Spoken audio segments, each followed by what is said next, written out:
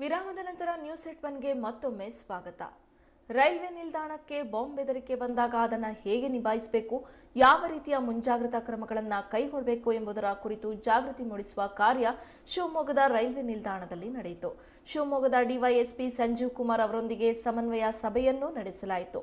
Bomb ನಿಷ್ಕ್ರಿಯ ತಂಡ ಮತ್ತು ಶ್ವಾನದಳದಿಂದ ಬಾಂಬ್ ಪತ್ತೆಯ ಅಣುಕು ಪ್ರದರ್ಶನ ನಡೆಯಿತು. Platform, ticket booking counter, parcel office, railway ಬೋಗಿಯಲ್ಲಿ ತಪಾಸಣೆ, ಪಾರ್ಕಿಂಗ್ ಏರಿಯಾದಲ್ಲಿ ತಪಾಸಣೆ ಕಾರ್ಯವನ್ನು ಮಾಡಲಾಯಿತು. ಶಿವಮೊಗ್ಗದ ಜಯನಗರ ಪೊಲೀಸರು ಸಹ ಈ ಕಾರ್ಯದಲ್ಲಿ ಸಾಥ್ ಕೊಟ್ಟಿದ್ರು.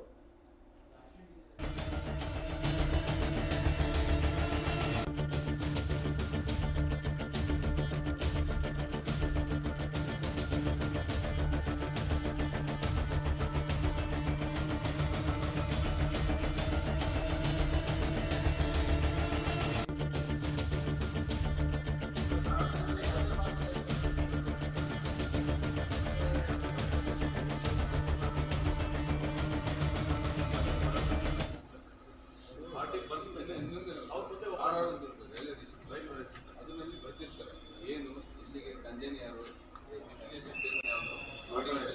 ಎಲ್ಲ ಡೀಟೇಲ್ ಇರುತ್ತೆ.